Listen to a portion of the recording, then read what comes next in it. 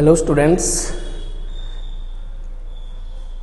पिछली क्लास में हमने इलेक्ट्रिक फ्लक्स के बारे में स्टडी किया था। ठीक है, और इलेक्ट्रिक फ्लक्स के लिए हमने बताया था फॉर्मूला था phi is equals to E dot d s या ई डॉट एस। ठीक है, ये फॉर्मूला हमने पिछली क्लास में स्टडी किया था। अब देखिए, इलेक्ट्रिक फील्ड एक सदिश राशि है, वेक्टर क्वांटिटी है, और एरिया भी एक वेक्टर क्वांटिटी है। तो ये बना है दो वेक्टर क्वांटिटी का डॉट प्रोडक्ट, मतलब स्केलर प्रोडक्ट। दो वेक्टर क्वांटिटी का डॉट प्रोडक्ट होता है ई एस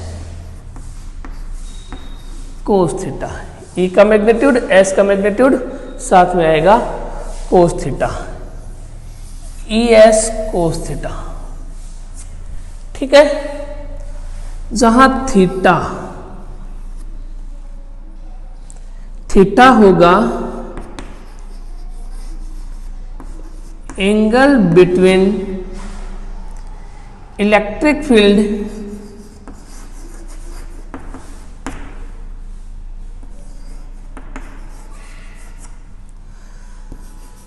एंड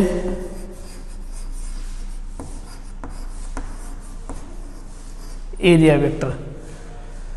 जहां थीटा लिया जाएगा angle between electric field and area vector. Area vector और इलेक्ट्रिक फील्ड मतलब ई और एस के बीच का जो एंगल होगा वो थीटा लिया जाएगा।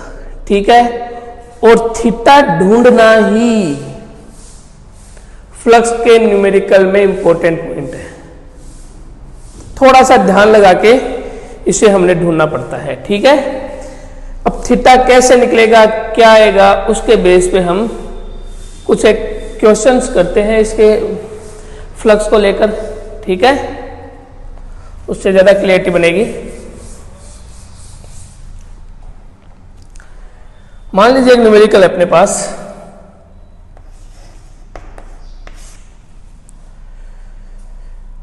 एक डिस्क है,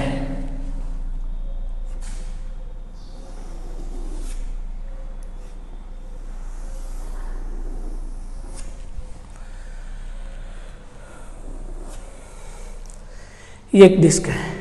ठीक है, ये डिस्क की कुछ रेडियस हो गई होगी आर। इस डिस्क से ये फील्ड लाइंस गुजर रही है, तो मैं बोलूंगा कि इस डिस्क से कौन गुजर रहा है, फ्लक्स। किसी एरिया से गुजरने वाली फील्ड लाइंस क्या कहलाती है, फ्लक्स कहलाती है।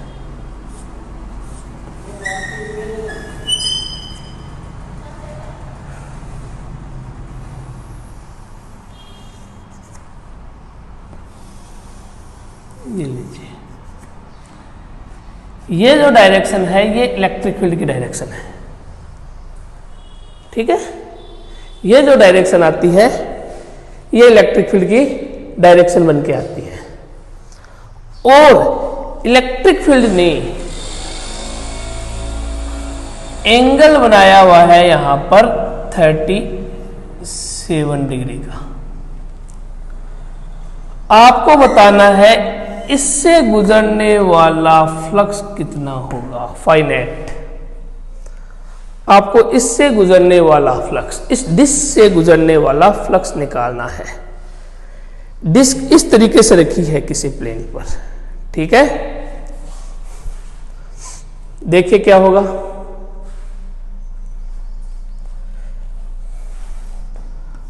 Phi is equals to angle दे दिया तो कोस थीटा वाला फॉर्मूला लगा दीजिए, ई डी एस या ई एस कोस थीटा।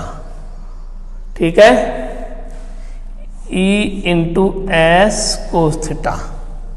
अब थीटा कितना लेना है, सारा डिपेंडेंट उसी पर है। थीटा कितना लोगे, जितना थीटा लेना है उसी के बेस पे वर्क करना है। थीटा आपने लिया, phi is equals to E S cos 37 degree. ठीक है, आप लोगों ने अगर लिया है थीटा दिख रहा है, कितना दिख रहा है 37, और हमने ले लिया ई एस कोस 37 डिग्री, और ये हो गया हमारा गलत। ये हो गया हमारा गलत। कारण ये जो थीटा है 37 डिग्री, ठीक है, ये जो थीटा ले रहे हैं हम 37 डिग्री, ये 37 डिग्री इस डिस्क की रेडियस और इलेक्ट्रिक फील्ड के बीच का कोण है। ये जो 37 डिग्री आ रहा है, ये 37 डिग्री इस डिस्क की रेडियस और इलेक्ट्रिक फील्ड के बीच का एंगल है, जबकि हमें एंगल चाहिए इलेक्ट्रिक फील्ड और एरिया वेक्टर के बीच का एंगल, और हमने यहां एंगल लिया रेडियस और इलेक्ट्रिक फील्ड के बीच का एंगल, और हमने गलत कर दिया। यह चीज ही ध्यान रखने वाली है इस क्वेश्चन में। फ्लक्स से रिलेटेड जो क्वेश्चन बनेंगे उसमें यही पॉइंट ध्यान रखने वाला है कि एंगल थीटा कैसे लेना है। हमने 37 लिया, हमें दिख रहा था 37, हमने जल्दी से 37 लिख दिया और सोल्व कर लिया, हम एकदम निश्चिंत हो गए, आ गए भैया हमने सही करके आ गए, जबकि एक्चुअल में हम इसको गलत करके आए। ये एकदम माइनर पॉइंट है, इसको कैच करना होगा हमें। एंगल देखना है हमें इलेक्ट्रिक फील्ड और एरिया वेक्टर के बीच में। यहां आपने एंगल देखा इलेक्ट्रिक फील्ड और रेडियस के बीच में। ठीक है, अब बात आती है कि सर एरिया वेक्टर कहां है। एरिया वेक्टर देख लेते हैं।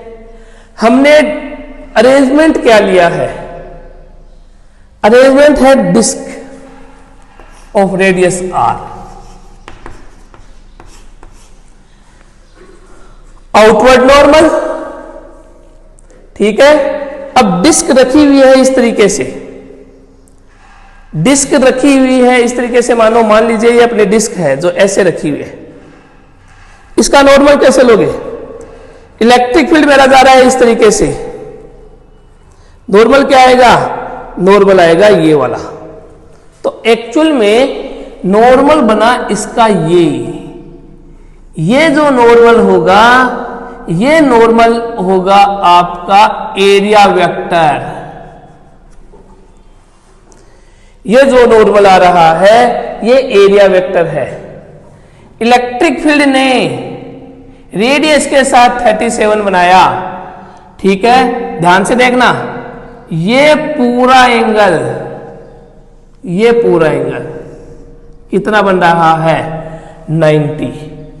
इलेक्ट्रिक फील्ड का रेडियस के साथ एंगल कितना था 37, और ये इलेक्ट्रिक फील्ड, ये वाली लाइन इलेक्ट्रिक फील्ड को शो कर रही है, ये इलेक्ट्रिक फील्ड और इस इलेक्ट्रिक फील्ड ने ये एंगल एरिया वेक्टर के साथ बनाया है।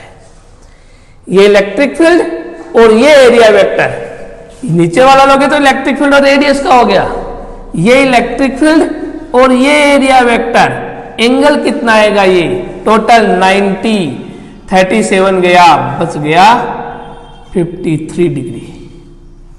तो आंसर आएगा phi is equals to E S cos 53 degree is the right answer. Cos 37 नहीं आएगा, यहां पर 53 आएगा। क्या ये वाली बात समझ में आई आप लोगों के। एंगल देखना है हमें एरिया वेक्टर और इलेक्ट्रिक फील्ड के बीच का। हर बार यही चीज देखनी है, गलती यही होती है हमसे। ठीक है, अगला क्वेश्चन देखिए।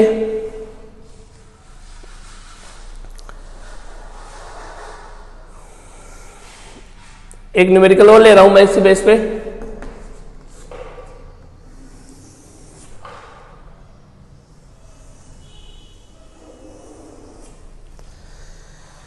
ये ले लो कोई रिंग,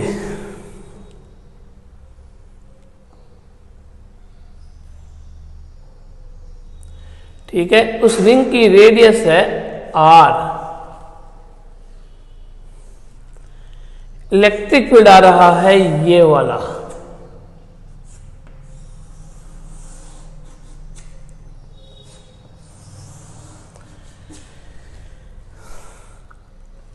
और इसने यहां पर एंगल बनाया है 45 डिग्री।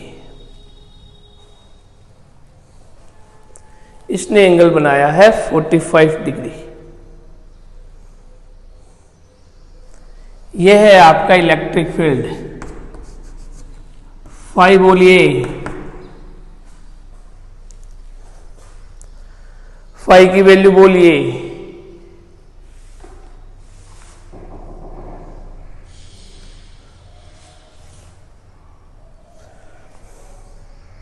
कितनी? Phi equals to E cos theta. Theta कितना लोगे? 45 की 90। थीटा 45 डिग्री की 90 डिग्री। फिर देखिए गौर से, कंफ्यूजन केवल थीटा में चलेगा। थीटा क्या लिया जाएगा? 45 डिग्री की 90 डिग्री। चेक कीजिए, इलेक्ट्रिक फील्ड की डायरेक्शन ये है। 45 डिग्री इलेक्ट्रिक फील्ड ने किसके साथ बनाया है? रेडियस के साथ। हमें एंगल किसके साथ लेना है? एरिया वेक्टर के साथ। क्या लिया है? रिंग। रिंग के लिए क्या होगा? अगर मान लो रिंग इस तरीके से रखी हुई है, ठीक है, ये रिंग है, रिंग बोर्ड पे इस तरीके से रखी हुई है, इलेक्ट्रिक फील्ड जा रहा है आपका ये वाला, ध्यान देना, रिंग है ये, इलेक्ट्रिक फील्ड ऐसे जा रहा है, ठीक है। ये अगर रिंग की रेडियस बनती है तो ये वो 45 हो गया। ये नहीं लेना है, हमें देखना है इसका एरिया वेक्टर। रिंग बोर्ड पे इस तरीके से रखी हुई है तो एरिया वेक्टर क्या आएगा? ये वाला, ठीक है। आउटवर्ड नॉर्मल, ये जो चौक मैंने रखी है ये किसकी डायरेक्शन बन गई है? यहां पर एरिया वेक्टर की।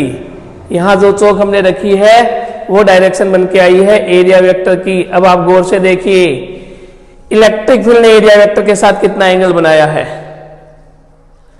इलेक्ट्रिक फील्ड ने एरिया वेक्टर के साथ कितना एंगल बनाया है? दोबारा दिखा रहा हूं मैं। ये डायरेक्शन किसकी है? ये इस तरीके से जा रही है। ये डायरेक्शन किसकी आ रही है? इलेक्ट्रिक फील्ड की। ये एरिया वेक्टर कितना एंगल से हो रहा है? 90, इसलिए लिया जाता है 90। तो फाई आएगा ES cos 90, cos 90 0, तो फाई की वैल्यू आ गई 0। यहां फ्लक्स मिला आपको 0 डिग्री। क्या आई बात समझ में? एंगल हमें लेना है, कहां लेना है? इलेक्ट्रिक फील्ड और एरिया वेक्टर के बीच का एंगल हमें शो करना है। यह बात ध्यान रखनी है, नोट कीजिए। फिर एक दो न्यूमेरिकल और करवाते हैं।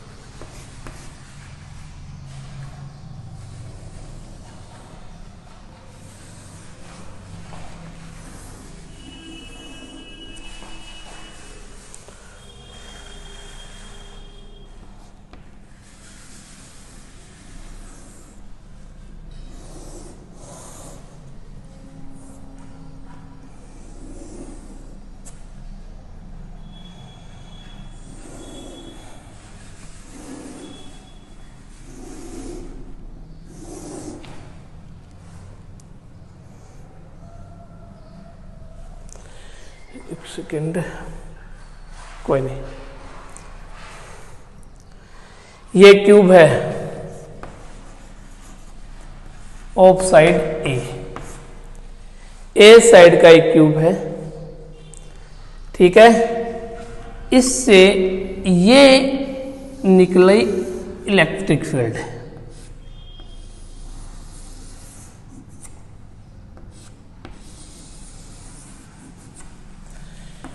ये इस क्यूब से होके इलेक्ट्रिक फील्ड गुजर रही है, ठीक है।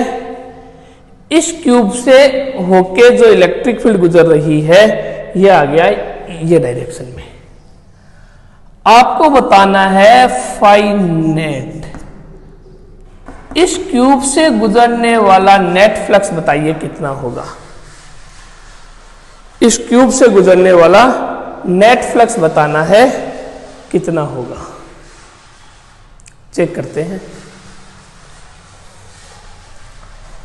देखिए हर एक सरफेस का अलग अलग देखना होगा। सबसे पहले इस वाली सरफेस पे देखिए, क्यूब के ऊपर वाली सरफेस ये वाली,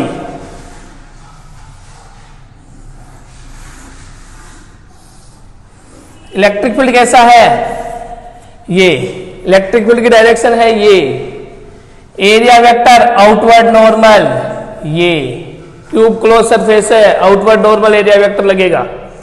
इलेक्ट्रिक फील्ड ये, एरिया वेक्टर ये, एंगल आया 90, ई डी एस कोस 90 0। तो इस सरफेस के कारण, ये वाली जो सरफेस है, इस सरफेस के कारण इलेक्ट्रिक फील्ड आया 0। ठीक इसी प्रकार से नीचे वाली कारण भी कितना आएगा 0, नीचे आ जाएगा एरिया वेक्टर। देखिए ये इलेक्ट्रिक फील्ड की डायरेक्शन, ये एरिया वेक्टर की डायरेक्शन। आउटवर्ड नॉर्मल लेना है तो नीचे वाली ऊपर वाली सरफेस के लिए 0 इलेक्ट्रिक फील्ड ये है, एरिया वेक्टर ये है। नीचे वाली सरफेस के लिए अगेन इलेक्ट्रिक फील्ड ये है, एरिया वेक्टर ये वाला आ रहा है।